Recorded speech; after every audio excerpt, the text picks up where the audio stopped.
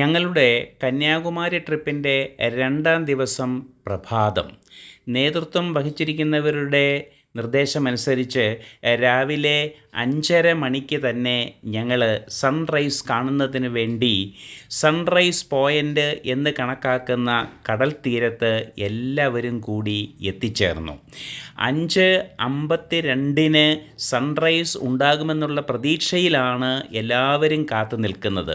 എല്ലാവരും മൊബൈൽ ഫോണുകളും മറ്റും തയ്യാറാക്കി ഫോട്ടോയും വീഡിയോയും എടുക്കുന്നതിന് വേണ്ടി റെഡിയായിട്ടിരിക്കുന്നു. പക്ഷേ നിർഭാഗ്യവശാൽ ക്ലൗഡി ആയതിനാൽ അന്നത്തെ സൂര്യോദയം കാണുവാൻ ഞങ്ങൾക്ക് സാധിച്ചില്ല എന്നുള്ളത് വളരെ നിരാശയായിട്ട് എല്ലാവർക്കും. അതുകൊണ്ട് ഏതാണ്ട് 6 മണിയോട് കൂടി തന്നെ ബോട്ടിങ്ങിനുള്ള ടിക്കറ്റ് എടുക്കുന്ന ക്യൂവിലേക്ക് ഞങ്ങൾ 46 പേരും പ്രവേശിച്ചു. രാവിലെ 7 മണിക്കാണ് ടിക്കറ്റ് കൊടുക്കൽ ആരംഭിക്കുന്നത്. 7:15 ആദ്യത്തെ ബോട്ട് പുറപ്പെടുകയും ചെയ്യും. അപ്പോൾ ഏതാണ്ട് 6 മണിക്ക് ക്യൂവിൽ പ്രവേശിച്ച ഞങ്ങൾക്ക് ടിക്കറ്റ് കിട്ടി അക്കരെ എത്തുവാൻ സാധിക്കുന്നത് ഏതാണ്ട് ഒരു 9:45 സമയത്തോടടുപ്പിച്ചാണ്. അങ്ങനെ ഞങ്ങളെല്ലാവരും ബോട്ടിൽ കയറി വിവേകാനന്ദ പാറയിലേക്ക് അങ്ങനെ പോയിക്കൊണ്ടിരിക്കുകയാണ്. വളരെ ശാന്തമായിട്ടുള്ള കടലാണ്. ചെറിയ തരത്തിലുള്ള തിരമാലകൾ ഉണ്ട് എന്ന് മാത്രം. ഞങ്ങളെല്ലാവരും തന്നെ തീരത്തോടടുക്കുന്നു. എല്ലാവരും ഫോട്ടോയും വീഡിയോയും മറ്റും എടുക്കുന്ന തിരക്കിൽ തന്നെയാണ്. ഏകദേശം 180 പേരാണ് ഒരു ബോട്ടിൽ കയറുന്നത്. ഇത്തരത്തിൽ 3-4 ബോട്ടുകളാണ് അവിടെ ഞങ്ങൾ കാണുവാൻ സാധിച്ചത്. എൻട്രൻസ് ഫീ 30 രൂപ കൊടുത്ത് എല്ലാവരും തന്നെ അക്കരെ ഇറങ്ങി. വിവേകാനന്ദ പാറയിലേക്ക് പ്രവേശിക്കുന്നതിന് മുമ്പായിട്ട് നമ്മൾ ചപ്പലുകളും മറ്റും പുറത്ത് സൂക്ഷിക്കേണ്ടതായിട്ടുണ്ട്. എല്ലാവരും തന്നെ അവിടെ ഇറങ്ങുകയും അവരവരുടെ ഇഷ്ടത്തിനനുസരിച്ച് ഫോട്ടോ എടുപ്പും വീഡിയോ എടുപ്പിൻ്റെയും ഒക്കെ ബഹളം തന്നെയായി എന്ന് വേണമെങ്കിൽ പറയാം. കുറച്ചു പേര് വിവേകാനന്ദ പാറയിലേക്ക് നേരിട്ട് കയറി, കുറച്ചു പേര് മണ്ഡപത്തിലേക്ക് പ്രവേശിക്കുകയും ചെയ്തു. അതേസമയം തന്നെ ഗ്ലാസ് ബ്രിഡ്ജ് കാണുന്നതിന് വേണ്ടി ഏകദേശം 10 മീറ്റർ വീതിയും 77 മീറ്റർ നീളവുമുള്ള ഗ്ലാസ് ബ്രിഡ്ജിലേക്ക് കുറേ അധികം ആളുകൾ പ്രവേശിക്കുകയും ചെയ്തു.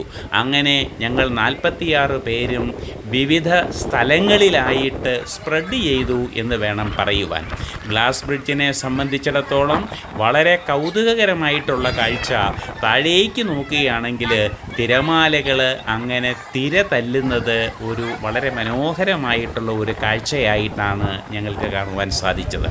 എല്ലാവരും ഈ ഗ്ലാസ് ബ്രിഡ്ജിൽ, പ്രത്യേകിച്ച് കുട്ടികളെല്ലാവരും തന്നെ ഗ്ലാസ് ബ്രിഡ്ജ് കാണുകയും അവിടെ ഇരിക്കുകയും കിടക്കുകയും അതുപോലെ തന്നെ ഫോട്ടോ എടുക്കുകയും വീഡിയോ എടുക്കുകയും ആകെ ഒരു ബഹളം തന്നെ. എങ്കിലും ഈ കാഴ്ച, അതായത് ഗ്ലാസ് ബ്രിഡ്ജിൻ്റെ താഴെ കൂടിയുള്ള ആ തിരമാലകളുടെ അലതല്ലര് വളരെ മനോഹരമാണ്. അങ്ങ് അകലെയാണെങ്കിൽ ശ്രീലങ്ക കാണാം. ചിലരൊക്കെ ചോദിക്കുന്നുണ്ടായിരുന്നു, നേരെ അക്കരെ കാണുന്നത് എവിടെയാണ്? അതിനുശേഷം അതെല്ലാം കണ്ടതിന് ശേഷം ഞങ്ങൾ ഉച്ച കഴിഞ്ഞിട്ട് തിരിച്ചു പോന്നു. തിരിച്ചു പോരുന്ന വഴിക്ക് വട്ടക്കോട്ട ഫോർട്ടിലേക്കാണ് ആദ്യം പോയത്. അതായത് കന്യാകുമാരിയിൽ നിന്നും തിരുനെൽവേലി റൂട്ടിൽ ഏകദേശം 8 കിലോമീറ്റർ പോയി കഴിയുമ്പോഴാണ് 25 രൂപ എൻട്രൻസ് ഫീസ് കൊടുത്ത് വട്ടക്കോട്ടയിൽ കയറുവാൻ സാധിക്കുന്നത്. അതായത് മാർത്താണ്ഡവർമ്മ പാണ്ഡ്യ രാജാക്കന്മാരിൽ നിന്നും പിടിച്ചെടുത്ത ഏകദേശം 3.25 ഏക്കർ വിസ്തീർണമുള്ള കോട്ടയാണിത്. ഇത് കടൽ തീരത്താണ് സ്ഥിതി ചെയ്യുന്നത്. ഇതിൻ്റെ മുകളിലേക്ക് കയറുമ്പോൾ അവിടെയൊക്കെ കയറ്റി വെച്ചിരിക്കുന്ന കരിങ്കല്ലുകളുടെ വലിപ്പം കാണുമ്പോൾ നമ്മൾ അതിശയിച്ചു പോകും.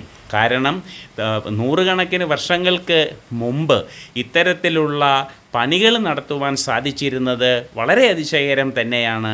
കാരണം അക്കാലത്തൊന്നും ഇന്നത്തെ പോലെയുള്ള മെഷീൻ സൗകര്യങ്ങളൊന്നും ഉണ്ടായിരുന്നില്ലല്ലോ.